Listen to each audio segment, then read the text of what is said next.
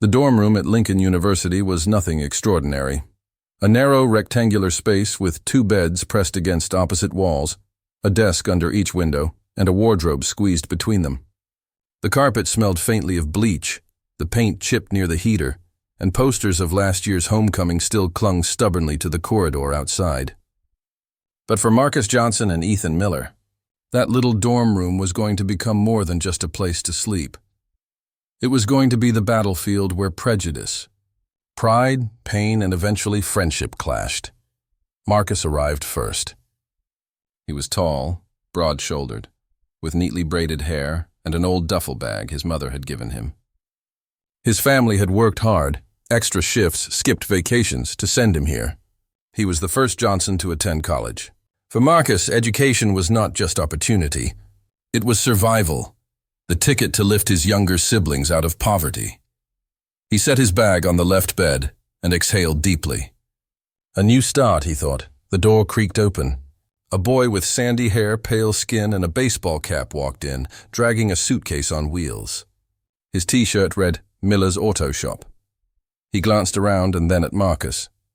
"You must be my roommate," the boy said flatly. "Yeah." "Marcus," he replied, extending his hand. The boy hesitated, then shook it. "Ethan." Their grip was firm but cold. For a while, neither spoke. Marcus unpacked quietly, shirts folded neatly, a few books stacked. Ethan tossed his clothes into drawers carelessly, then pinned a giant Confederate flag sticker on his laptop. Marcus's eyes froze on it. "You serious?" Marcus muttered. "What?" Ethan asked. "That flag? You know what it stands for, right?" Ethan shrugged. "It's just heritage. My dad gave me the sticker." Marcus clenched his jaw but said nothing. He had promised himself not to start fights. But inside, something already tightened. This is going to be hell. Days passed, and the room felt like 2 countries at war. Ethan blasted country music while Marcus tried to study. Marcus invited friends over, and Ethan complained about the noise. They rarely spoke except for short, clipped phrases. "Can you turn that down?" "You done with the shower?" "Don't touch my stuff." The tension thickened. Marcus told his friend Jamal from class, "My roommate, he's got that flag." "Doesn't even try to hide it." Jamal shook his head. "Man, you gotta be careful. Some people don't change." Ethan, meanwhile, told his girlfriend over the phone, "My roommate keeps looking at me like I'm the enemy. I didn't choose the flag, you know. My dad, he's all about it. But Marcus doesn't even give me a chance." The dorm room grew colder each day. One evening, Marcus sat at his desk, staring at his laptop screen. An email blinked. "Your tuition payment is overdue. Contact financial aid immediately." His heart sank. His mother had promised to send money, but she had been laid off last week. Ethan noticed the way Marcus rubbed his forehead, his shoulders tense. For the first time, Ethan saw not just a roommate, but someone drowning. "You good?" he asked softly. Marcus snapped, "Yeah, I'm fine," but his voice cracked. Later that night, Ethan got a call from home. His dad was in the hospital, heart complications. Ethan's hands trembled as he hung up. He sat on the bed, staring at the ceiling. Marcus glanced over. "Everything all right?" Ethan swallowed hard. "My dad, he's sick, real sick." For a moment, the walls between them cracked. They didn't talk more, but silence felt less like war and more like uneasy truce. Their sociology professor announced a group project. Pair up with your roommate. Explore the theme of identity and struggle. Groans filled the classroom. Marcus and Ethan exchanged glances. Of all people, they had to work together. That evening, they sat across from each other. "Notebooks open, so," Ethan began awkwardly. "Identity and struggle." Marcus smirked bitterly. "Well, we've got plenty of that in here." Ethan shifted uncomfortably. "Look, about the flag, I didn't mean to offend you. My dad, he raised me with it. I never really thought about what it means to you." Marcus folded his arms. "To me, it means chains, whips, my people treated like less than human. That flag isn't just history, it's pain." Ethan looked down. "I never thought of it like that." For the first time, Ethan listened, not to argue, but to understand. And Marcus spoke, not to accuse, but to be heard. To prepare their project, they decided to interview each other. At first it felt forced, but soon, Honesty spilled out. Marcus told Ethan about his father leaving when he was 10, about his mother cleaning houses until her back ached, about how every time he walked into a store, security guards followed him.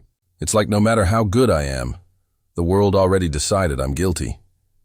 Ethan told Marcus about growing up in a small southern town where everyone looked the same, thought the same, about how his family business barely survived, about the pressure of being the man of the house while his dad's health declined.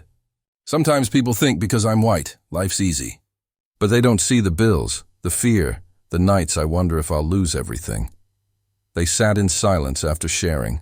For the first time, Marcus saw Ethan not as a walking flag, but as a son, a boy carrying burdens too heavy for his shoulders. And Ethan saw Marcus not as a stereotype, but as a fighter, someone who carried his whole family's hope. One Friday night, while Ethan was out, a group of students barged into the dorm. They mocked Marcus for his accent, called him names, laughed at his clothes. Marcus clenched his fists, but 4 against 1 was dangerous. Suddenly, Ethan walked in. He froze, then shouted, "Back off!" The group sneered. "What, you protecting him now?" Ethan stepped forward. "Yeah, I am. Leave." They left, muttering insults. Marcus stared at Ethan in shock. "Why'd you do that?" he asked. Ethan shrugged. "Because it was wrong. No one deserves that." That night, Marcus realized something important. People can change, if they choose to. Their project presentation became more than just grades. Standing in front of the class, Marcus and Ethan spoke side by side. Marcus said, "When I first met Ethan, all I saw was that flag. I thought he'd never understand me. But I learned he carries struggles too. Different, but just as real." Ethan added, "I realized I can't hide behind the excuse of heritage. Symbols matter, words matter, and listening matters most of all." The room was silent. Then applause erupted. Their professor nodded proudly. Back in their dorm room, Ethan quietly peeled the sticker off his laptop. "Guess I don't need this anymore," he said. Marcus smiled. "Now you're talking." Over time, they became unlikely brothers. They studied together, ate together, even argued like siblings. When Ethan's father passed away, Marcus was at his side, holding his shoulder through the grief. When Marcus's mother finally found stable work, Ethan celebrated like it was his own victory. By senior year, no one thought of them as the black guy and the white guy. They were just Marcus and Ethan, the duo, the roommates who had become family. On graduation day, as they walked across the stage, Marcus whispered, "Funny how it started, huh?" Ethan grinned. "Yeah, 2 sides of the same room. Life carried them to different cities." Marcus worked for a nonprofit that helped underprivileged kids reach college.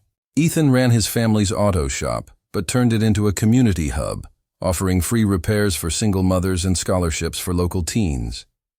They still called each other every Sunday night. Because once you've truly seen someone's struggles, once you've carried each other's pain, distance can't erase the bond. Destiny had forced them into the same small dorm room. Choice turned them into brothers. And that was the real lesson. Understanding doesn't erase differences, it bridges them.